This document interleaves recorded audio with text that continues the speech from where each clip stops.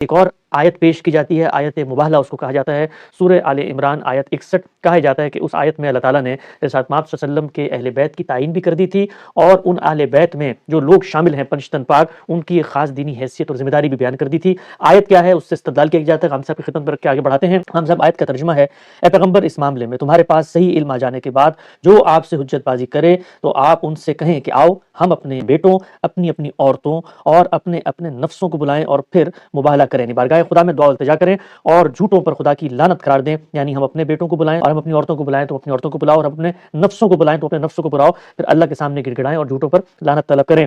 کہا جاتا ہے کہ مباہلہ کا یہ واقعہ 9 ہجری میں 24 ذی الحجہ کو پیش آیا، اور رسالت پاک صلی اللہ علیہ وسلم نے نجران کی عیسائیوں کو ایک خط لکھا۔ مختلف مفسرین یہ کہتے ہیں کہ ہمارے بیٹوں سے مراد امام حسن امام حسین ہیں، اور ناؤنا سے مراد حضرت زہرا علیہ السلام یعنی سیدہ فاطمہ ہیں۔ اسی طریقے سے جب کہا گیا کہ ہمارے نفس یعنی ہماری جانوں، تو اس سے مراد سیدنا علی ہیں۔ کہا جاتا ہے کہ اللہ کے پیغمبر کو ہدایت کی گئی کہ ان لوگوں کو اپنے ساتھ لے کر جائیں اور مباہلہ کریں، اور مختلف کتابوں میں آیا ہے کہ پھر اللہ کے پیغمبر ان لوگوں کو لے کر نکلے، اور نکلنے کے بعد نصارہ نجران نے جب رسالت پاک صلی اللہ علیہ وسلم کے ساتھ آنے والے افراد کی دلیلانہ صدق اور اخلاص کا مشاہدہ کیا تو اللہ کی عقوبت کے عذاب کے خوف سے وہ پیچھے ہٹ گئے اور مباہلے سے فرار ہو گئے اور مباہلہ ہار گئے۔ ہم سب استدلال یہ کیا جاتا ہے کہ اللہ تعالیٰ کو کیا ضرورت پیش آئی تھی، اللہ کے پیغمبر ہیں، ان کے صحابہ کی جماعت ہے، یہاں پر تو کہا گیا اللہ کے پیغمبر کو کہ اپنے بیٹوں کو اور اپنی عورتوں کو اور اپنے نفسوں کو لے کر آؤ، تو پھر تو بات ثابت ہوتی ہے کہ اللہ نے آپ صلی اللہ علیہ وسلم کی ان پشتن پاک کو بہت غیر معمولی اور خصوصی حیثیت بھی دی اور اپنے مشن کے ایک تکوینی معاملے میں استعمال بھی کیا۔ آپ نے آیت پڑھ دی، آیت کی تفسیر میں جو روایتیں بیان کی جاتی ہیں وہ بھی آپ نے بیان فرما دیں۔ میرا کم سے کم اس پر تبصرہ یہ ہے کہ اگر یہ تفسیر ہے تو پھر تحریف کس کو کہتے ہیں؟ آپ قرآن مجید کو نکالیے اور یہ سارا واقعہ خود قرآن سے سمجھیے۔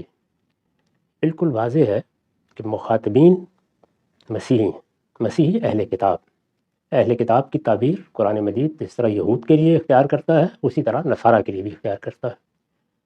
ان کے سامنے خود مسیحیت کے نقطہ نظر کی تردید میں قرآن کیا کہتا ہے اس کی وضاحت کی گئی۔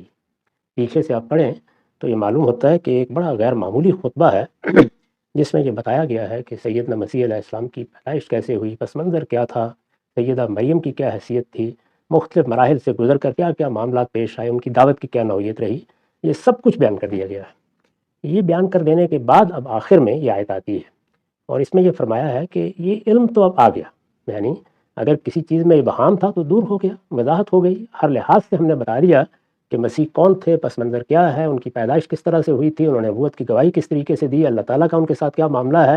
یہ العلم ہے، یعنی ایک علم تو وہ ہے جو میں آپ بیان کرتے ہیں، اس کا تعلق ہمارے فہم سے ہوتا ہے، یہ علم آسمان سے آ گیا ہے، اللہ تعالیٰ کی طرف سے آ گیا ہے۔ جب علم کے طریقے پر حقائق واضح کر دیے جائیں تو ایک معقول شخص کو یا ایک معقول گروہ کو تو علمی طریقے سے اس کو سمجھ کر مان لینا چاہیے، لیکن قرآن کہتا ہے کہ لوگ بالعموم ایسا نہیں کرتے۔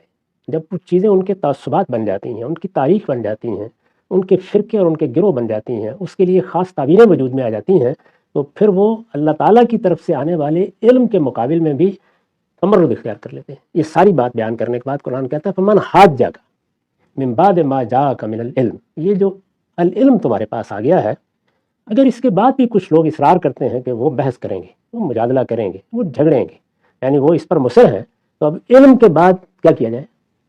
یعنی بات واضح کر دی، آسمان سے واضح کر دی گئی، اللہ کا کلام نازل ہو گیا، اللہ تعالیٰ کی کتاب میں بات آ گئی، جو سب سے بڑھ کر بتا سکتا تھا کہ واقعات کیسے ہوئے اس نے بتا دیے۔ انسانوں کے اندر کوئی اختلاف تھا تو اس کو دور کرنے کی اس سے بڑھ کر کیا شکل ہو سکتی تھی کہ آسمان کی وحی آ جائے؟ تو فرمایا کہ وہ آ گئی، اس لیے اب علم و استدلال کا معاملہ تو ختم ہو گیا، اور جب علم و استدلال کا معاملہ ختم ہو گیا ہے تو ایک طرف اب مسلمانوں کی جماعت یعنی محمد الرسول اللہ والذین معہ، رسول اللہ یعنی محمد صلی اللہ علیہ وسلم اللہ کے پیغمبر کی حیثیت سے موجود ہے، وہ صحیح بات کی دعوت دے رہے ہیں، اللہ کا کلام ان پر اتر رہا ہے، اللہ کا پیغام پہنچ رہا ہے، ان کے ساتھ ہی یعنی وہ لوگ جو ان پہ ایمان لے آئے ہیں۔ دوسرے لفظوں میں کہیے تو مسلمانوں کی جماعت ہے۔ دوسری جانب مسیحی جماعت ہے، یعنی جو مخاطبین تھے جن کو یہ سب بتایا گیا، تو فرمایا کہ اگر یہ اس کے بعد بھی بحث کرتے ہیں، جھگڑا کرتے ہیں، بات ماننے کے لیے تیار نہیں ہوتے، تو پھر ان سے کہیں کہ ہم بھی اپنے بچوں کو بلا لیتے ہیں، آپ بھی بلا لیں، ہم بھی اپنی عورتوں کو بلا لیتے ہیں، آپ بھی بلا لیں، ہم بھی اپنے آپ کو لے آتے ہیں، آپ بھی آ جائیں، ہم سب جمع ہو جاتے ہیں اور آپ بھی دعا کریں، ہم بھی دعا کرتے ہیں کہ اللہ تعالیٰ پھر اس معاملے کا فیصلہ کر دے۔ یعنی اب تو گویا آسمان سے پھر فیصلہ ہے جو مانگا جائے گا۔ مباہلہ کیا ہے آسمان سے فیصلے کی طلب، جی یعنی دعا کرنی ہے. اب اللہ تعالیٰ کی طرف سے پھر وہ نشانی ظاہر ہو جائے گی. ان پر عذاب آنا ہے تو ان پر آ جائے گا، ہم پر آنا ہے تو ہم پر آ جائے گا، جو بھی غلط بیانی کر رہا ہے. ٹھیک تو مباہلے کا مطلب یہ ہے. یہ بات آخر میں کہہ دی گئی ان کو. یہاں اب آپ خود غور کر لیجئے کہ الفاظ کیا ہیں. ابنانا و ابناکم، نسانا و نساکم، انفسنا و انفسکم. یعنی ایک مسلمانوں کی جماعت ہے، ایک مسیحیوں کی جماعت ہے. یہ آئیں گے. اگر کوئی ایسا واقعہ پیش آتا تو ظاہر ہے کیا ہوتا، رسالت میں آپ صلی اللہ علیہ وسلم اور آپ کے صحابہ کی جماعت ایک طرف ہوتی. جس طرح کے نماز استسقاء میں ایسے ہی ہوتا ہے نا، باہر نکلاتے ہیں اللہ سے رحمت کی دعا کرتے ہیں، یہ لعنت کی دعا ہے. صحابہ کی جماعت ہوتی اور حضور ہوتے، دوسری جانب مسیحی ہوتے اور ان کے اہل خاندان ہوتے. تو یہ سب لوگ آتے. تو یہاں ابنانا کا مطلب ہے ہم مسلمانوں کے بچے، نسانا کا مطلب ہے ہم مسلمانوں کی عورتیں، انفسنا و انفسکم کا مطلب ہے ہم مسلمان خود بھی اور تم سب لوگ بھی. تو یہ سب جمع کسی ہیں جو استعمال ہوئے ہیں. یہاں کسی خاندان کا، کسی شخص واحد کا ذکر نہیں ہے. یہاں تو انفسنا و انفسکم ہے، یعنی رسالت مآب صلی اللہ علیہ وسلم کے بارے میں بیان نہیں ہو رہا محض، بلکہ مسلمانوں کی پوری جماعت زیر بحث ہے. اس طرح صرف آپ کی اولاد زیر بحث نہیں ہے، بلکہ مسلمانوں کی اولاد زیر بحث ہے. آپ کی عورتیں صرف زیر بحث نہیں، اور عورتیں وہ بھی جمع استعمال ہوا ہے. یہ مسلمانوں کی جماعت اور مسیحی جماعت، مسلمانوں کی جماعت اور ان کے مقابل میں، یعنی مسلمانوں کی جماعت کیا ہے؟ محمد الرسول اللہ والذین معہ، اللہ کا پیغمبر موجود ہے اور ان کے ساتھی، ان کے صحابہ موجود ہیں. اگر ایسا کوئی واقعہ پیش آتا تو آیت میں یہ بات کہی گئی ہے، اس میں نہ کوئی خاندان کا ذکر ہے، نہ وہاں اہل بیت کا کوئی تذکرہ ہے، نہ اس طور کے کوئی الفاظ ہیں. وہاں اہل بیت تو ایک طرف، اہل کا لفظ بھی نہیں ہے. تو ہمارے ہاں چونکہ قرآن مجید کو جس طرح کے وہ اپنے پس منظر میں بات کرتا ہے، جس طریقے سے وہ کسی چیز کو بیان کرتا ہے، ملحوظ رکھتے بغیر قصے، کہانیاں، روایتیں تفسیر کی کتابوں میں نقل کر دی جاتی ہیں اور پھر اس کے بعد وہی عقیدہ بن جاتی ہیں. آپ ان سب چیزوں کو ایک طرف رکھ کے قرآن مجید کو پڑھیں اور عربی زبان سے واقف ہوں تو کوئی دوسری رائے کی گنجائش ہی نہیں. تو اس وجہ سے ان روایتوں کا جو آپ نے بیان کی ہیں، کیا تعلق ہے اس سے؟ اور پھر یہ روایتیں ہیں کہاں؟ اس طرح کی چیزیں ہمارے ہاں تفسیروں کے نیچے لکھی ہوئی. آپ دیکھیے جو ہمارے یہاں حدیث کی کتابیں، ان میں سے کسی میں یہ واقعہ اس طرح بیان بھی نہیں ہوا.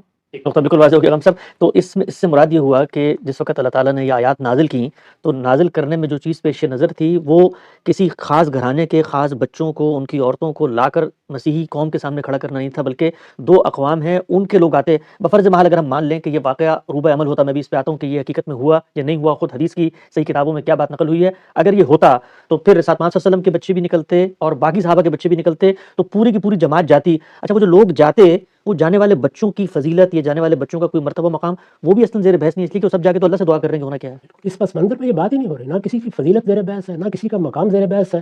مسلمانوں کی جماعت ہے اور ان کے مقابل میں مسیحیوں کی جماعت ہے. گفتگو ہوئی ہے، بات چیت ہوئی ہے، سوالات کیے گئے ہیں. ان سوالوں کا جواب آسمان سے نازل ہو گیا ہے. چنانچہ پورا خطبہ پیچھے آپ پڑھیے، اس میں بہت تفصیل کے ساتھ یہ بتایا گیا ہے کہ سیدنا مسیح کون تھے، ان کا پس منظر کیا تھا، ان کی دعوت کیا تھی. یہ سب باتیں بیان کر دینے کے بعد اب علم استدلال کا معاملہ ختم ہو گیا. یہ آپ جانتے ہیں کہ جب علم و استدلال ختم ہو جاتا ہے تو پھر صرف بحث و تکرار اور جھگڑے رہ جاتے ہیں. یہی لفظ قرآن نے استعمال کیا ہے. یعنی ہونا تو یہ چاہیے کہ اس طریقے سے یہ بات واضح کر دی گئی ہے، یہ سر تسلیم خم کر دیں اس کے سامنے. لیکن معلوم ہے کہ نہیں کریں گے، اور اگر نہیں کرتے تو پھر ان کو بتا دیا جائے کہ اب فیصلہ آسمانی سے ہوگا، اس فیصلے کے لیے ہم دعا کرتے ہیں. یہ مسلمانوں کی جماعت ہے، وہ مسیحیوں کی جماعت ہے. ان کی بھی پوری جماعت کو آنا ہے، ان کے بھی بیوی بچوں کو آنا ہے، ان کو بھی آنا ہے. کسی کھلے میدان میں آتے اور جس طرح سے میں نے عرض کیا کہ استسقاء کی نماز پڑھی جاتی ہے، بارش کی دعا کی جاتی ہے، ایسے یہ لعنت کی دعا ہے کہ پروردگار ہم نے اپنی بات بیان کر دی، اب تو فیصلہ کر دے اور اس گروہ پر لعنت کر، اپنا عذاب نازل کر دے جو غلطی پر جمع ہوا ہے. اس میں پیغمبر ہی یہ بات کہہ سکتے ہیں، اس لیے کہ وہ آخری درجے کا حق ہے جو بیان کرتے ہیں، اور ان کے مقابل میں جو لوگ آتے ہیں ان کو بھی یہ معلوم ہوتا ہے کہ کس کے ساتھ معاملہ کرنے جا رہے ہیں. تو یہ بات کہہ کے قرآن نے گویا بحث ختم کر دی. اب مزید کیا استدلال کیا جائے؟ ہر چیز واضح کر دی گئی ہے، ایک ہی صورت رہ جاتی ہے اور وہ صورت مباہلے کی ہے. یہ کہا گیا.